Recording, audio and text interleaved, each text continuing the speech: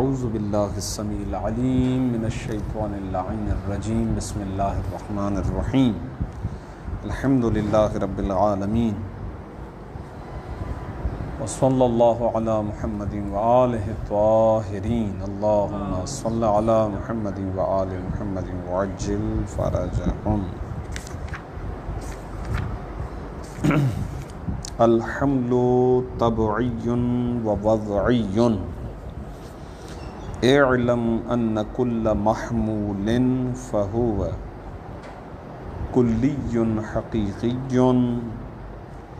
لأن الجزئية الحقيقية بما هو جزئي لا يحمل على غيره وكل كلي أعم بحسب المفهوم فهو محمول بالطبع على ما هو أخص منه مفهوما كحمل الحيوان على الإنسان والإنسان على محمد بل وحمل الناطق على الإنسان ويسمى مثل هذا حملا طبعيا أي اقتضاہ الطبع. صحیح ہے. ولا یأباہ الی آخرہ. روزانہ حمل کی اقسام آپ کی خدمت میں بیان کی گئی ہیں. میں آج مقدمے میں وقت نہیں لگا رہا ہوں. اس کی وجہ یہ ہے کہ اس کا مقدمہ گزشتہ درس میں بالتفصیل بیان کیا جا چکا ہے. جی صحیح ہے. تو اسی مقدمے سے استفادہ کریں گے آپ آج کا درس سمجھنے کے لیے. جو گزشتہ درس میں مقدمہ محمول کے ذیل میں بیان کیا گیا. تو اب اقسام حمل یا انواع حمل کا بیان جاری و ساری ہے. اور پہلی تقسیم حمل کی طرف مرحوم مظفر گفتگو کو شروع کرنے جا رہے ہیں کہ جس سے سؤال اول کا جواب بھی آشکار ہو جائے گا. کیونکہ 3 طرح کے سوالات انہوں نے آپ کی خدمت میں پیش کیے تھے کہ بھائی اگر یہ بات ہے تو پھر یہ کیا ہے، اگر یہ بات ہے تو پھر یہ کیا ہے. صحیح ہے. تو اب اس کے جواب کے مورد میں ہیں اور اسی بہانے اقسام حمل کا بھی بیان واضح ہو جائے گا. خوب آتے ہیں. بسم اللہ الرحمن الرحیم. الاول الحمل طبعی ووضعی. فرماتے ہیں آغا پہلی تقسیم حمل یہ ہے. صحیح ہے. التقسیم الاول للحمل. حمل طبعی ہوتا ہے اور وضعی ہوتا ہے. یہ تقسیم کس اعتبار سے ہے؟ اس کا مبنی ہے اس اعتبار سے کہ آپ دیکھیں گے کہ موضوع اور محمول میں سے کون اعم ہے اور کون اخص ہے. اگر موضوع اخص اور محمول عام تو یہ حمل طبعی. اگر موضوع اعم اور محمول اخص تو یہ حمل وضعی. اور کلیات خمسہ کو جو محمول کے ساتھ موصوف کیا تو وہاں پر حمل سے مراد حمل طبعی ہے نہ کہ وضعی. صحیح ہے. اس کا تھوڑا سا اشارہ گزشتہ درس میں ایک جملے کی صورت میں دیا تھا. تو مبنی تقسیم بھی آپ کے سامنے آشکار کر دی گئی. اعلم جان لیجیے آگا کہ ان کل محمول فہو کلی حقیقی. آجان ہر معمول کلی حقیقی ہوتا ہے. یہاں اس مقام پر ممکن ہے کہ ایک سوال ذہن میں آئے کہ آگا یہ کلی حقیقی کیا ہے؟ یہ اصطلاح تو اس سے پہلے آپ نے ہمارے سامنے پیش ہی نہیں کی ہے. تو کہہ رہے ہیں کہ ہاں آپ کو ایسا لگے گا، لیکن اس میں آپ زیادہ پریشانی کا شکار نہ ہوں، یہ وہی کلی ہی ہے، صحیح ہے۔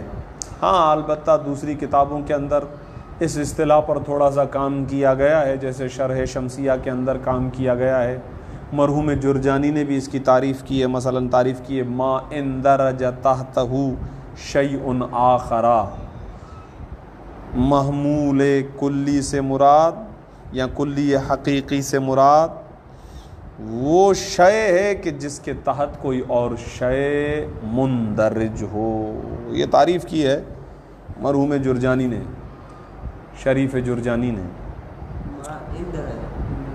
ما اندرج تحتہ شیء آخر، اندرج باب انفعال، صحیح ہے، اندرج یعنی شرطیہ ہو جائے گا ورنہ چلیں خیر ٹھیک ہے۔ بہرحال وہ کلی کلی آپ کے ذہن میں ہے جس کے تحت کچھ ہو، وہ محمول واقع ہوتا ہے۔ محمول، ہر محمول کلی ہوتا ہے۔ اس سے کیا معلوم ہوا؟ اس سے یہ پتہ چلا کہ محمول کبھی جزئی نہیں ہوگا۔ جب یہ کہہ دیا کہ ہر محمول کلی حقیقی ہوگا تو اس سے پتہ چلا کہ محمول کبھی جزئی نہیں ہوگا۔ بھائی کیوں ہر محمول کلی حقیقی ہوتا ہے؟ علت لِأَنَّ الْجُزْئِيَّ الْحَقِيقِيَّ، اس لیے کہ جزئی، اب چونکہ کلی کے ساتھ حقیقی کی قید لگائی تو اسی لیے اب جزئی کے ساتھ بھی حقیقی کی قید لگا رہے ہیں، کیونکہ بسا اوقات جزئی جزئی اضافی بھی ہوتا ہے۔ حقیقی کی قید لگا کر جزئی اضافی کو خارج کر دیا کہ جزئی اضافی کلی بھی ہوا کرتا ہے، یہ آپ جانتے ہیں، صحیح ہے۔ لہذا فرماتے ہیں کہ اگر جزئی اضافی بما ہو و جزئیون، جزئی حقیقی، جزئی حقیقی بما ہو و جزئی لا یحمل علی غیرہ، فرماتے ہیں اس لیے کہ جزئی حقیقی بما ہو و جزئیون، اس اعتبار سے کہ وہ جزئی ہو۔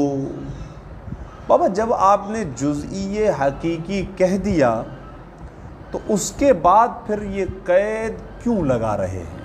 ایک سوال ذہن میں آ سکتا ہے، بما ہو و جزئیون کی قید بڑھانے کا کیا فائدہ؟ کہتے ہیں آگا اس کی وجہ یہ ہے کہ بسا اوقات ہم جزئی کو بھی تعویل بکلی کر دیتے ہیں۔ اگر آپ کو یاد ہو، وہ ہم نے پیچھے پڑھا تھا کہ ایک مرتبہ محمد مشخص شخص محمد، اور ایک مرتبہ ہم محمد کو تعویل بکلی کر دیتے ہیں، مسمى بمحمد۔ تو یہ بما ہو و جزئیون کی قید المسمى بمحمد کو نکالنے کے لیے ہے، مشخص زید، مشخص محمد، وہ جزئی حقیقی کہ جس کی تعویل تک نہ ہو سکے۔ لِأَنَّ الْجُزْئِيَّ الْحَقِيقِيَّ، اس لیے کہ جزئی حقیقی بما ہو و جزئیون، یہ قید اس لیے لگائی کہ اس جزئی کو بھی نکال دیں کہ جس کی ہم کلی میں تعویل کرتے ہیں۔ بس یہ جزئی حقیقی لا یحملو، اس کو حمل نہیں کیا جا سکتا ہے، علی غیرہ، اپنے غیر پر، یعنی جزئی کو نہ تو جزئی پر حمل کیا جا سکتا ہے اور جزئی کو نہ تو کلی پر حمل کیا جا سکتا ہے۔ ایک وَكُلُّ كُلِّيٍّ، اب یہاں سے یعنی یوں کہیں کہ آپ یہ جو مطلب سمجھا رہے تھے نا، چار ہی احتمالات ہو سکتے ہیں نا، چار احتمالات ہو سکتے ہیں، مبتدا اور خبر ہو گئے، تو آپ کیا کہہ سکتے ہیں؟ جزئی جزئی، کلی جزئی، کلی کلی، جزئی کلی، یہ چار احتمال ہو سکتے ہیں نا۔ پہلی والی عبارت سے دونوں پہلے نکال دیے، جزئی جزئی بھی نکال دیا، کلی جزئی بھی نکال دیا، پہلے کلی بعد میں جزئی، یہ دونوں نکل گئے، صحیح ہے۔ وَكُلُّ كُلِّيٍّ أَعَمَّ بِحَسَبِ الْمَفْهُومِ فَهُوَ مَحْمُولٌ. کہہ رہے ہیں بس جب اس کو نکال دیا گیا جزئی حقیقی کو تو اب کہہ رہے ہیں ہر وہ کلی کہ جس کی صفت یہ ہو کہ وہ مفہوم کے حساب سے اعم ہو بنسبت اس کلی کے کہ جو مفہوم کے اعتبار سے اخص ہو. ابھی پورا ترجمہ نہیں کیا ہے کیونکہ میں نے اعمہ کہا اس لیے بنسبت لگایا، ورنہ عبارت آگے آ رہی ہے. وَكُلُّ كُلِّيٍ بس ہر وہ کلی کہ اعم کہ جو اعم ترین ہو بحسب المفہوم مفہوم کے اعتبار سے فَهُوَ مَحْمُولٌ وہ محمول ہوتا ہے بالطبعی طبع کے اعتبار سے، یعنی طبیعت انسانی اس کو قبول کرتی ہے. اصلی حمل ہے ہی یہ کہ جس کو طبیعت انسانی قبول کرے. وہ کیا ہے کہ محمول اعم ہو اور موضوع اخص ہو. فَهُوَ مَحْمُولٌ پس وہ کلی کہ جو مفہوم کے حساب سے اعم ترین ہوتا ہے وہ محمول ہوتا ہے، یعنی وہ حمل ہوتا ہے طبیعت کے لحاظ سے، طبیعت کے اعتبار سے. کس پر؟ علامہ اس کلی پر کہ ہوا کہ جو کلی اخص منہ مفہوماً کہ جو کلی اس پہلے والے اعم کلی سے مفہوم کے اعتبار سے اخص ہو. جملہ تھوڑا سا بھاری ہے، بات واضح. بات کیا ہے؟ ادھر دیکھو، اخص پہلے ہو اعم بعد میں.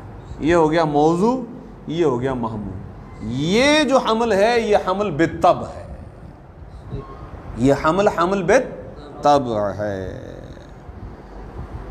وَكُلُّ كُلِّيٍّ اور ہر وہ کلی اعم کہ جو اعم ترین ہے بحسب المفہومی مفہوم کے حساب سے فَهُوَ مَحْمُولٌ وہ کلی محمول ہوتا ہے بالطبع طبیعت کے اعتبار سے علامہ اس کلی پر ہوا کہ جو کلی اخصو کہ جو اخص ترین خاص ترین ہوتا ہے منہ اس مفہوم اعم سے مفہوماً مفہوم کے اعتبار سے. لفظی ترجمہ بھی ہو گیا آغا کمبر کے لیے.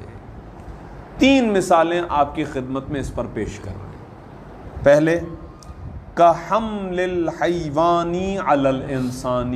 اب یہ عبارت میں حیوان پہلے ہے انسان بعد میں ہے، لیکن جب جملہ بنائیں گے تو انسان پہلے حیوان بعد میں لے آؤ. یعنی کیا؟ الانسان حیوان، انسان کا مفہوم اخص ہے، حیوان کا مفہوم اعم ہے. لہذا یہاں پر حیوان ایسا کلی ہے کہ جو مفہوم کے اعتبار سے اعم ہے اور اس کو حمل کیا گیا ہے، یہ محمول ہو رہا ہے علامہ. علامہ سے مراد یہاں پر انسان، کہ جو انسان اخص ہے حیوان سے مفہوم کے اعتبار سے.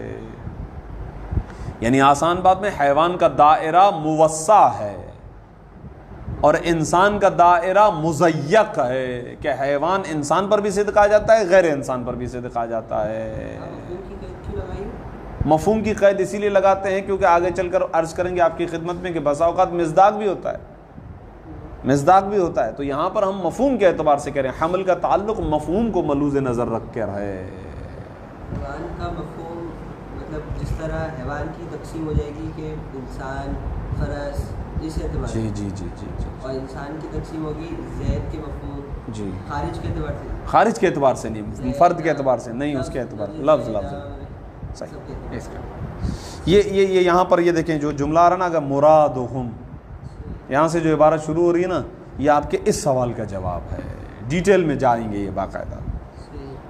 خوب اس مثال کی تطبیق ہو گئی. الانسان حیوان، یہ حمل بالکل صحیح حمل ہے، طبعی عمل ہے. پھر دوسری مثال والانسان علی محمد، قضیہ کیسے بنے گا؟ محمد انسان، یہ صحیح ہے، صحیح ہے. اگرچہ محمد یہاں پر جزئی ہے لیکن جس چیز کو ہم حمل کر رہے ہیں وہ کلی ہے. ٹھیک ہے، محمد انسان ہے تو انسان کا دائرہ محمد کی بنسبت عام ہے. وسیع ہے، موسع ہے، جو بھی بولیں صحیح ہے، کوئی حرج نہیں ہے. بلکہ کہہ رہے ہیں یہ نہیں، اس سے تھوڑا سا اور آگے چلیں. اگرچہ اس مثال کو ابتدائی طور پر دیکھنے میں آپ کے ذہن میں سوال پیدا ہوا، اسی لیے ہم لفظ بل استعمال کر رہے ہیں. بل وحمل الناطق علی الانسانی، بلکہ ناطق کا حمل انسان پر، بلکہ ناطق کا حمل انسان پر. قضیہ کیسے بنے گا؟ الانسان ناطق. کہہ رہے ہیں قضیہ بالکل صحیح ہے. ارے بابا یہ تو مساوی ہیں، یہ تو پیچھے ہم پڑھ چکے ہیں. کہہ رہے ہیں وہ آپ نے پڑھا ہے نسب اربا کی بحث میں، تو وہاں پر آپ کی نگاہ مصداق کی طرف تھی. ہم ابھی بات مصداقاً کر ہی نہیں رہے ہیں، وجود کے اعتبار سے کر ہی نہیں رہے ہیں. ان دونوں کے مفہوم کے اعتبار سے دیکھیں گے تو ناطق کا مفہوم از حیثیت انسان وسعت رکھتا ہے. انسان کا مفہوم جو ہے وہ مضیق ہے، وہ اخص ہے بنسبت ناطق. یہ بات انہوں نے یہاں پر بیان کی ہے، نیچے اس کو اور کھولیں گے. صحیح ہے. من لہ النطق، یا ہر وہ شے، کل ما یا کل من ادرکا، ہر وہ شے کہ جو درک کرے. نطق سے مراد درک ہے نا. اگرچہ صدق کے اعتبار سے مساوی ہیں، اسی لیے تو ہم دو قضایا کلیہ بناتے ہیں، کلو انسان ناطق و کلو ناطق انسان. تو نگاہ ہماری کہاں ہوتی ہے؟ افراد و مصادیق کی طرف. وَيُسَمَّى مِثْلُ هَذَا، هَذَا مثل سے مراد اس حمل، اس حمل کی مثال کو نام دیا جاتا ہے کیا آگا؟ حملاً طبعیاً. حمل طبعی ہے. حمل طبعی ہے یعنی کیا؟ طبعیاً کو کھول رہے ہیں. ای اقتضاہ الطبع، یعنی وہ حمل کے جس کا اقتضا کرتا ہے طبیعت انسانی اس کا تقاضا کرتی ہے. ولا یأباہ، اور طبیعت انسانی اور طبع اس سے انکار نہیں کرتی ہے. یا ابا کا مطلب ہوتا ہے انکار کرنا. قرآن میں آیا ہے نا، ابا واستکبرا، شیطان نے انکار کیا اور مستکبر بنا. ولا یابا یعنی طبیعت انسانی اس کو قبول کرتی ہے کہ ادھر اخص ہو اور ادھر اعم ہو، اور اعم کو اخص پر حمل کیا جائے. یہی حمل وہ کلیات خمسہ والا محمول ہے. وَأَمَّا الْعَكْسُ، اور جہاں تک تعلق ہے عکس کا یعنی الٹ، کہ کل کلی اخص بحسب المفہوم فہو محمول بالطبع نہیں ہوگا. پھر وہ وہاں پر وہ کیا ہو جائے گا؟ بالوضعی بالجعلی. صحیح ہے. علی ما ہو واعم من المفہوم. صحیح ہے. منہ مفہوما، الٹا الٹا، کہ ادھر اعم ہو جائے اور ادھر اخص آ جائے. موضوع اعم اور محمول اخص، اس کو طبیعت انسانی قبول نہیں کرتی ہے، نہیں کرتی ہے. وَهُوَ حَمْلُ الْأَخَصِّ مَفْهُومًا عَلَى ہاں یہ صحیح ہے. تو ویسے ہی دینی ہے، جزئی اضافی خبر بن گئی اس لیے. وَهُوَ حَمْلُ الْأَخَصِّ مَفْهُومًا عَلَى الْعَامِّ، وہ کیا ہے؟ عکس کیا ہوگا؟ عکس ہی ہوگا. اخص کو حمل کیا جائے اعم پر. اخص کے جو مفہوم کے اعتبار سے اخص ہے اس کو حمل کریں کس پر؟ اس پر کہ جو کلی عام ہو مفہوم کے اعتبار سے. اس جملے کو شارٹ کر دیا، جو پیچھے والا جملہ چوڑا جملہ تھا، لمبا چوڑا جملہ پیچھے آیا تھا. کہاں؟ کل کلی اعم بحسب المفہوم فہو محمول آیا تھا نا جملہ. اس کو الٹ کر دیں گے، اخص کی جگہ پر عام، عام کی جگہ پر اس کا شارٹ کر دیا انہوں نے. فلیس ہو وحملا طبعیا، اگر یہ حمل حمل طبعی نہیں ہے. حملا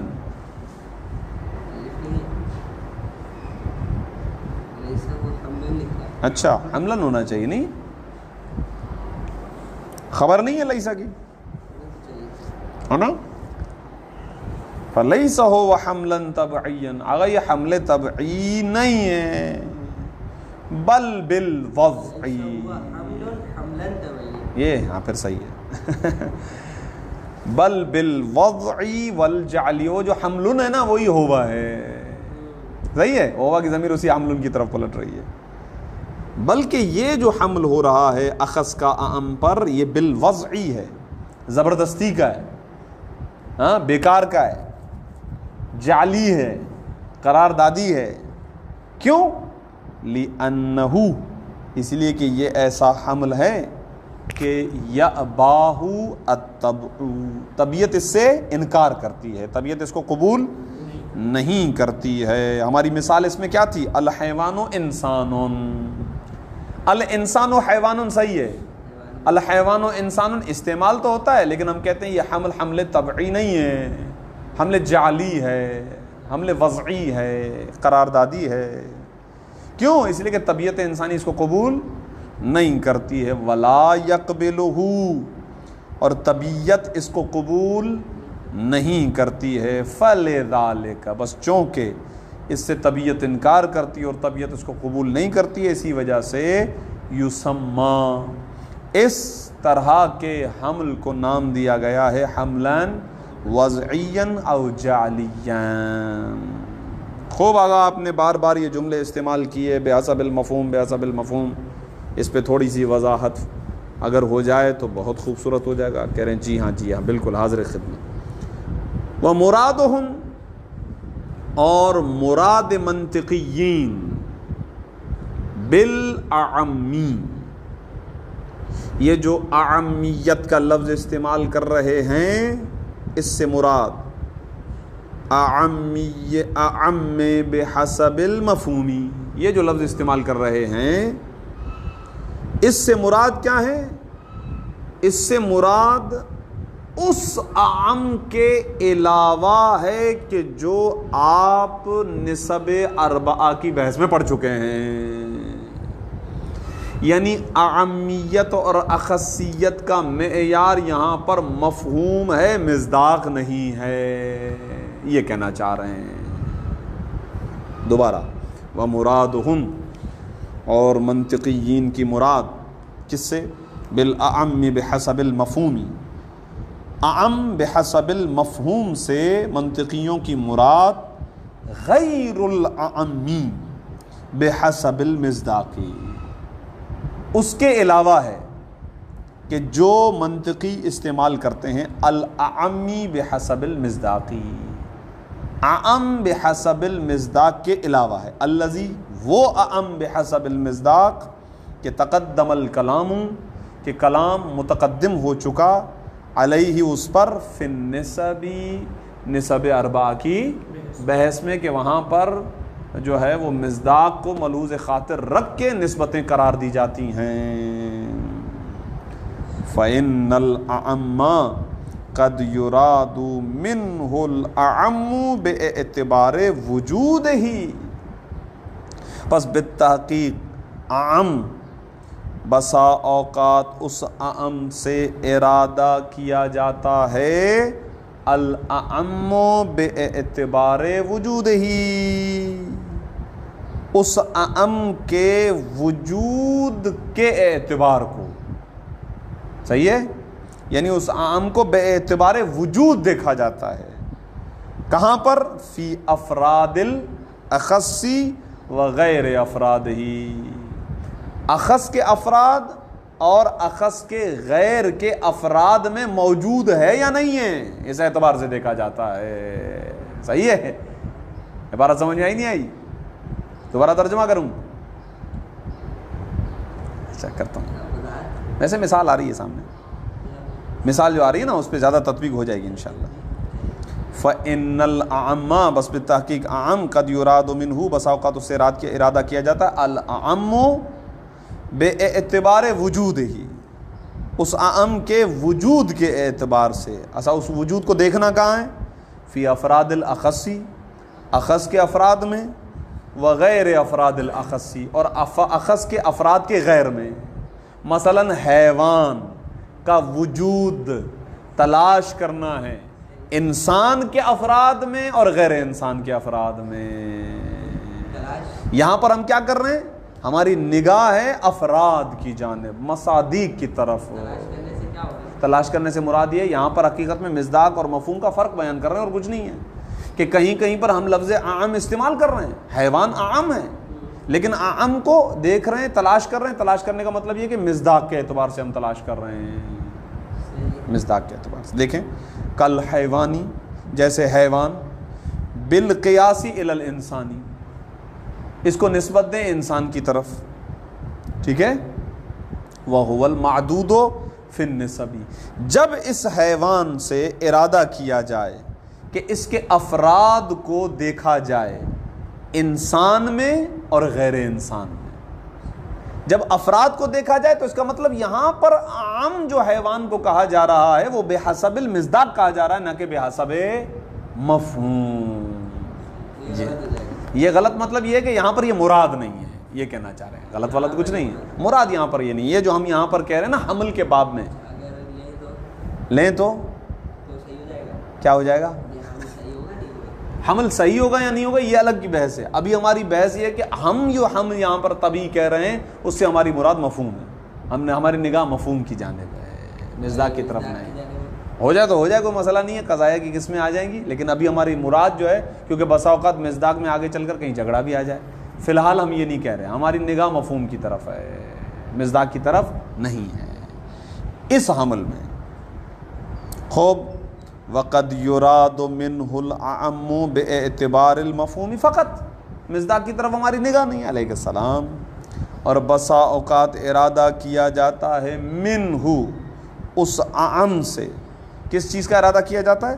العام باعتبار المفہوم فقط، فقط مفہوم کے اعتبار سے عامیت کا ارادہ کیا جاتا ہے۔ اب ہماری نگاہ نہیں ہے کس کی جانب؟ مصادق کی طرف، وَإِن كَانَ مُصَابِيًا بِحَسَبِ الْوُجُودِ، اگرچہ وجود کے اعتبار سے، فرد کے اعتبار سے، مصداق کے اعتبار سے وہ دونوں برابر ہی کیوں نہ ہو جائیں۔ دیکھیں عامیت اور اخصیت کا مراد کا معیار ہمارا فقط مفہوم کی نگاہ سے ہے، مصداق کے اعتبار سے ممکن ہے بالکل وہ مساوی ہوں، یعنی مصداق کے اعتبار سے شاید ہم ان کو عامیت کا نام ہی نہ دے سکیں، اخصیت کا نام ہی نہیں دے سکیں، جیسے کہ خود انسان اور ناطق، مصداق کے اعتبار سے ان میں کوئی عام اور اخص نہیں ہے، مفہوم کے اعتبار سے ہے، اسی مصداق کے اعتبار سے برابر ہیں۔ جو انسان ہے خارج میں، جو انسان ہے جو ناطق، یہ تو کہانی ساری ختم ہو گئی، وہ اس کا فصل ہے اس کی، ایسا انسان جو ناطقیت سے خارج ہو گیا تو انسان ہی نہیں ہے، جس کے پاس عقل نہیں ہے وہ انسان نہیں ہے، انسان تو ہے انسان ہے، کسی وجہ سے ابھی فی الحال سمجھیں کوئی عارض آ گیا تو الگ چیز ہے، اصل تو یہی ہے کہ انسان کی فصل ہے بھائی، فصل ذات سے خارج نہیں ہوتی ہے۔ ہاں، کس نے کہہ دیا؟ ذات کا حصہ ہے یا نہیں ہے؟ ہاں، تو پھر ہم یہ ذاتی کیوں کہتے ہیں، ذاتی اور عرضی کیوں کہتے ہیں؟ مفہوم بھی اللہ اکبر، پھر تو عنوان اور معنون کی بحث، مفہوم اور مصداق کی بحث خارج ہو گئی۔ دیکھیں ایک مرتبہ آپ خارج میں جا کے اس چیز کو دیکھتے ہیں، ایک مرتبہ خارج میں جا کے اس چیز کو دیکھتے ہیں، اب ہم نے جب خارج میں جا کر دیکھا ہے تو کل انسان ناطق و کل ناطق انسان، یہ پیچھے طے ہو چکا ہے، اب تو بہرحال یہ بحث بیکار ہے یہاں پر۔ وَإِن كَانَ مُسَاوِيًا بِحَسَبِ الْوُجُودِ، اگرچہ وہ اعم مساوی ہوتا ہے وجود کے اعتبار سے، اس کی مثال آ رہی ہے، کَالنَّاطِقِ بِالْقِيَاسِ إِلَى الْإِنسَانِ، جیسے کہ ناطق بالقیاس إِلَى الْإِنسان، الْإِنسَانُ نَاطِقٌ، صحیح ہے؟ دو طرح کے جملے استعمال ہوں گے، ابھی دونوں کی وضاحت کرتا ہوں۔ کہہ رہے ہیں کہ اگر آگا ناطق کو نسبت دی جائے انسان کی طرف تو اس ناطق کا مفہوم انسان کی بنسبت عام ہے، عام ہے، اگرچہ مصداق کے اعتبار سے کوئی عام نہیں ہے، کوئی اخص نہیں ہے، ان دونوں میں مساوی ہے۔ ہاں، فَإِنَّ مَفْهُومَهُ، بس بالتحقیق اس ناطق کا مفہوم کیا ہے، وہ یہ ہے، انہو شیء، ناطق ایسی شے ہے کہ ما لہو نطق، من لہو نطق، ما لہو نطق، جس کے لیے نطق ہو، یہ مفہوم۔ لیکن یہاں پر کیا ہے، صرف مفہوم کی طرف نگاہ ہے ہماری، مصداق کی طرف نگاہ ہی نہیں ہے، لہذا من غیر التفات، بغیر اس جانب توجہ دیے ہوئے کہ الی کون ذالک الشیء، وہ شے کہ جس کی طرف نطق کی نسبت ہے، انساناً او لم یکن، وہ انسان ہو یا غیر انسان۔ اچھا، پچھلے زمانے میں یہ بحث تھی بھی صحیح، من کہاں ہے؟ من غیر التفات، التفات، التفات مصدر باب افتعال، صحیح ہے؟ کیوں خیریت؟ اچھا، اس جانب توجہ کیے بغیر. آگا پھر یہ جو آپ نے کہا کہ یہ برابر ہیں، کہہ رہے ہیں وہ برابر کا استفادہ ہم نے خارج سے کیا ہے. وَإِنَّمَا يُسْتَفَادُ كَوْنُ النَّاطِقِ إِنسَانًا. وہ یہ پوچھ رہا تھا آپ نے کہ جو مفہوم بنایا گیا انسان کا حیوان ناطق، وہ خارج کو دیکھ کے بنایا گیا نا، مصداق کو دیکھ کے بنایا گیا نا. اس کا مطلب مفہوم مصداق ایک ہی چیز ہوئی. ابھی آپ یہ کہہ رہے ہیں، ابھی آپ کو ایسا لگ رہا ہے، لیکن آپ کے نزدیک یہ واضح ہے کہ دونوں چیزیں نہیں ہیں. مصداق کا تعلق ذہن سے نہیں ہے، مصداق کا تعلق ذہن سے. اور پھر ایسا نہیں ہے، ہر بار ایسا نہیں ہوتا ہے کہ مصداق خارجی کو دیکھ کر ہی بنایا جائے. کتنے ایسے مفاہیم کلیہ ہیں جن کا خارج میں وجود ہی نہیں ہے. یہ تو طے ہو چکا ہے پہلے، یہ یاد ہوگا آپ کو.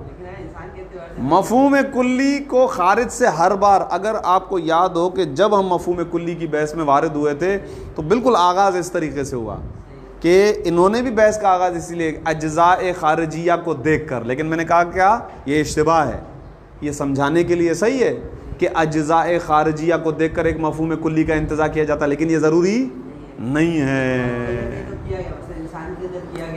چلیں ہم آپ کی بات مان لیتے ہیں، لیکن آپ کو پتہ ہے یہاں پر فرق واضح ہے، یہاں پر فرق واضح ہے کہ نطق کا جو مفہوم ہے اس کے اندر وسعت ہے انسان کی بنسبت. ہر وہ شے خارج خدا کی طرف نسبت دے سکتے ہیں یا نہیں دے سکتے؟ فرشتے کی طرف نطق کی نسبت دے سکتے ہیں یا نہیں دے سکتے؟ دے سکتے ہیں. چلیں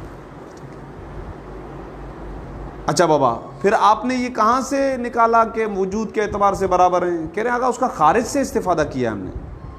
وَإِنَّمَا يُسْتَفَادُ كَوْنُ النَّاطِقِ إِنسَانًا دَائِمًا مِنْ خَارِجِ الْمَفْهُومِ.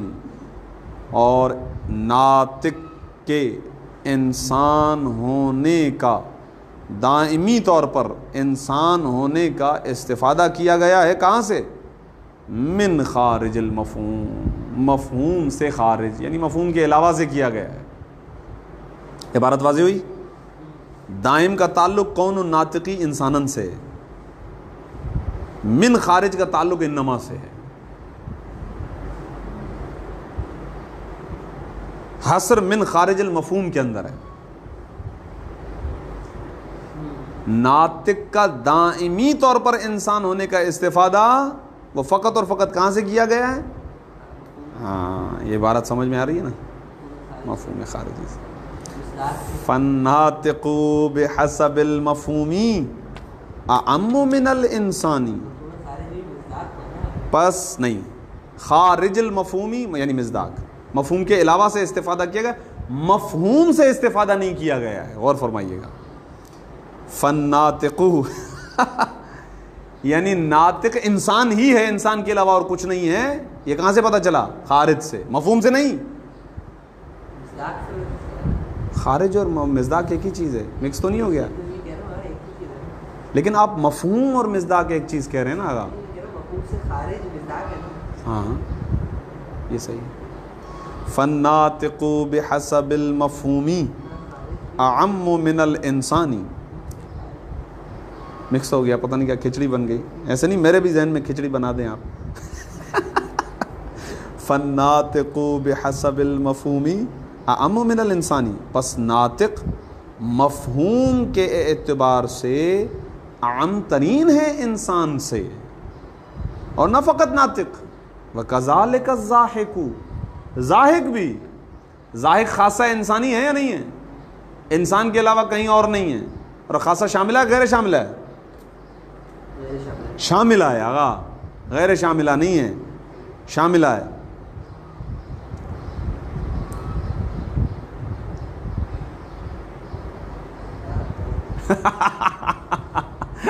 شاملہ ہے آغا، صحیح ہے. چلیں خیر ٹھیک ہے آغا. خاصہ شاملہ، خاصہ خاصہ ہے، ٹھیک ہے. ویسے ذہق کے اندر عمومیت ہے مفہوم کے اعتبار سے، صحیح ہے. کل من لہ الذہق، ہر وہ جس کے لیے ذہق ہو. کہہ رہے ہیں لیکن وَإِن كَانَ بِحَسَبِ الْوُجُودِ مُسَاوِيَيْنِ لہو، اگرچہ یہ انسان کی بنسبت مساوی ہے لیکن مصداق کے اعتبار سے. کہ جو ضاحک ہے وہ انسان ہے اور جو انسان ہے کہ وہ ضاحک ہے وہ. اگرچہ الگ بات ہے کہ آپ کو جو ہے وہ میمز کے اندر بندر ہنستا ہوا دکھائی دے, ہاں, یا شیر ہنستا ہوا دکھائی دے. آج کل آتے ہیں نا, کوئی ایسا کوئی سین آتا ہے, اس کے بعد شیر ہنس رہا ہے, کبھی بندر ہنس رہا ہے, کبھی بکرا ہنس رہا ہے. ہنستا انسان ہے فقط, صحیح ہے. ہاں, وہ کچھ ہی نہیں ہے, وہ ایسے ہی میم سے ڈرامے بازی ہے, آواز سیٹنگ کی ہوئی ہوتی ہے, کوئی بندر وندر ہنس نہیں رہا ہوتا ہے, صحیح ہے. وَكَذَلِكَ الزَّاحِكُ, اسی طریقے سے ضاحک کا مفہوم اعم ہے انسان کی بنسبت, اگرچہ خارج میں وجود خارجی مصداق کے اعتبار سے انسان اور ضاحک برابر ہیں. دو قضایا بن گئے, کل ضاحک انسان و کل انسان. اگر نہ فقط یہ آگا وَهَكَذَا جَمِيعُ الْمُشْتَقَّاتِ, اسی طرح سے تمام وہ مشتقات, ہاکذا جمیع المشتقات, اسی طریقے سے تمام مشتقات, لا تدل علی خصوصیت ما لا تقال له علیہ, لا تدل علی خصوصیت ما تقال علیہ, اسی طریقے سے تمام مشتقات اس خصوصیت پر دلالت نہیں کرتے کہ جو ان کے لیے کہی جاتی ہے. ساحل فرس کے لیے مشتق ہے نا, ساحل آگا, ضاحک بھی مشتق ہے نا, ٹھیک ہے. خصوصیت کیا ہے ان کی؟ ضحک, نطق. اور ساحل کی کیا بنے گی؟ ساحل کا مصدر کیا ہے؟ سہل. پکا مجھے نہیں پتا, آپ بتائیں گے. سہال ہوگا, تو مصدر نکالیے گا اس کا. اچھا پکا, شاید ابھی تک شاید لگا ہوا نا, شاید تو میں بھی بتاؤں گا, 6-7 نکال لوں گا میں بھی, دیکھ لیجئے گا بعد میں. میرے باقی لغتیں دیکھی میں نے, اس کی نہیں دیکھی. چلے, نطق تو سامنے آ گیا, ضحک بھی ہم استعمال کر رہے ہیں, تو سہل بھی اسی طریقے سے ہم کہہ دیتے ہیں, ٹھیک ہے گا. مفہوم کے اعتبار سے اس کے اندر وسعت ہے, عام ہے فرض کی بنسبت, لیکن خارج میں برابر ہے, ایک ہی ہے. مفہوم کے اعتبار سے وہ کیسے کیا کہتے ہیں اپنا مسیح, جس طرح ناطق ہے اسی طریقے سے. یہ ایک خصوصیت ہے, اسی لیے جو لفظ استعمال کیا نا, ایک خصوصیت ہے, اس کے اندر عامیت ہے, کلی معنی ہے اس کے اندر. اور فرس میں کیوں نہیں ہے؟ فرس میں نہیں ہے, نہیں ہے, صحیح ہے. سہل کی اس فرض کی بنسبت عمومیت ہے, ورنہ تو فرض بھی عمومیت رکھتا ہے, لیکن جب اس کی بنسبت دیکھیں گے تو پھر فرض بھی, فرض کے اندر وہ جو مصداق کے اعتبار سے بھی بات آئی تھی نا پیچھے, کہ جناب ہم اس کو دیکھیں گے کہ یہ خصوصیت خود اس کے افراد یعنی اخذ کے افراد کے اندر بھی موجود ہو سکتی ہے, غیر اخذ کے افراد کے اندر بھی موجود ہو سکتی ہے. تو یہ خصوصیت امکان ہے مفہوم کے اعتبار سے, لیکن خارج میں دیکھتے ہیں تو نہیں جمع ہوتی ہے. یہ فرض خصوصیت نہیں ہے, ہاں, عام اور اخص کے اعتبار سے ان دونوں کے اندر, اس کے اندر عمومیت ہے, اس کے اندر نہیں ہے. کیوں؟ ساحل ہر چیز میں دونوں کلی ہیں, دونوں عمومی ہیں, لیکن ان دونوں کی بنسبت اس کے اندر زیادہ ہے عمومیت, جیسے انسان اور اس کے اندر ہے. کیوں ہے یہ تو مجھے نہیں پتا, یہ آپ دیکھ لیجئے گا. ہے حقیقت میں, اسی لیے کہہ رہے ہیں. والباغمی للغزالی, غزال کہتے ہیں ہرن کو,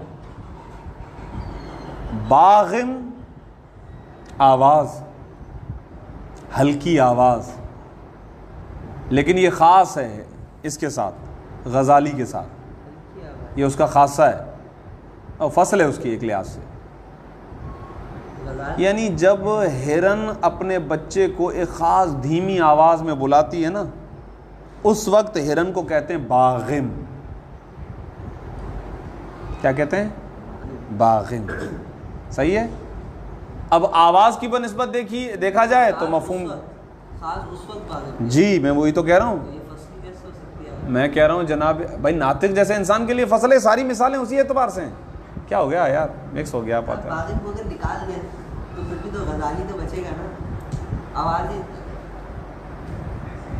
چلیں خاصے کے اعتبار سے فرض کر لیں, جیسے ضاحک کو فرض کیا تھا, ضاحک کو انسان کے لیے فرض کیا تھا.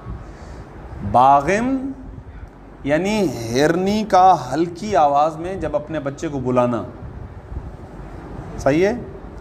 غزال کہتے ہیں ہرن کو. تو یہ باغم اس کے لیے.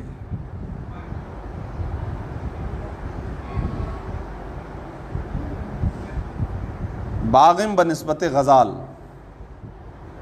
اسی طریقے سے صادح بنسبت بلبل. ویسے صادح کا معنی لغت میں لکھا ہوا ہے چہچہانا,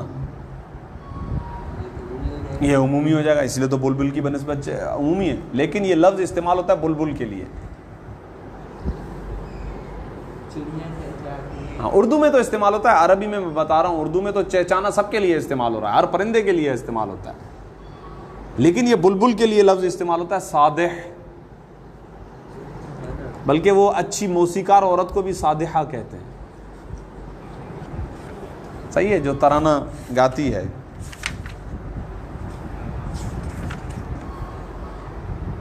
ٹھیک. تو صادح کے اندر عامیت ہے بلبل کی بنسبت. والماشی للحیوانی. یہ ساری مثالیں ہو گئی اس مطلب چلنے والا. یہ حیوان کے لیے کیا تھا؟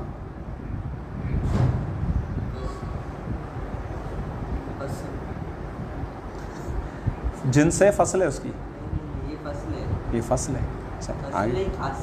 یہ خاصہ ہے. ماشاء اللہ, پکا. وہ عزت سے یاد نہیں کیا اس کا مطلب, وہ عزت یاد نہیں کیا, وہ عزت تزہا. بس جب واضح ہو گیا ذالک, یہ والا مطلب جو ابھی آپ کی خدمت میں بیان کیا. بھائی مطلب کیا بیان کیا؟ خاصہ ہے ماشی کے لیے. جسم نامن حساس متحرک بالارادہ. یہ حیوان کی تعریف تھی. صحیح ہے. اس میں تو کہیں پر بھی نہیں آیا ماشی, تو فصل تو نہیں ہے. خاصہ طے ہو گیا نا, خاصہ ہے. چلے صحیح. انسان کے لیے کیا ہے ماشی؟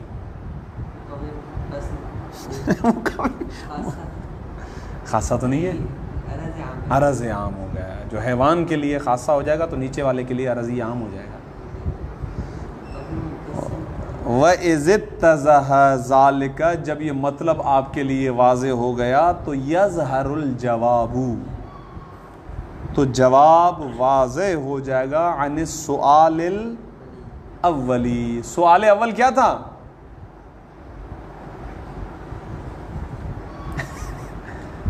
الحیوان انسان. ہاں ہاں, الحیوان انسان وفرس وجمل وقرد وغیرہ وغیرہ وغیرہ وغیرہ. اس سوال کا جواب واضح ہو جائے گا. کیوں؟ لأن المقصود من المحمولی, اسی لیے کہ ذاتی اور عرضی کے اندر استعمال ہونے والے لفظ محمول سے مقصد منطقیین فی الکلیات الخمستی, کلیات خمسہ میں وہ کیا ہے؟ المحمول بالطبع, وہ محمول بالطبع ہے, نہ کہ محمول بالوضع جل. لا مطلقاً, مطلق حمل نہیں کہ دونوں کے دونوں شامل ہو جائیں اس کے اندر, نہیں, بلکہ فقط اور فقط بالطبعی وہ شامل ہے اور دوسرا شامل نہیں ہے. حمل کی دو تقسیمیں کیوں؟ کوئی تیسری ہو تو بتا دیجیے گا مجھے بھی, میں نے تو یہاں پہ دو پڑھی ہیں. یہ پہلی تقسیم ہے, 3 تقسیمات آ رہی ہیں. اس زاویے کے اعتبار سے 2 ہی ممکن تھی, اس لیے کہ 2 چیزیں, ایک ہے اخص, ایک ہے عام. آپ نے ابھی تھوڑی دیر پہلے پوچھا تھا مبنی تقسیم کیا ہے, میں نے کہا تھا اخص اور عام. ادھر اخص ادھر عام, ادھر عام ادھر اخص, تیسری بن جائے تو اگر تیسری چیز ہوتی تو بن جاتی. صحیح ہے. یہ آپ نے آغاز میں سوال کیا تھا. ٹھیک ہے آغا, یہاں پہ روکتے ہیں انشاءاللہ. وصلی اللہ علی محمد و آلہ الطاہرین. ہو سکتا ہے درس آپ سنا سکتے ہیں, ابھی ٹائم تو ہے انشاءاللہ.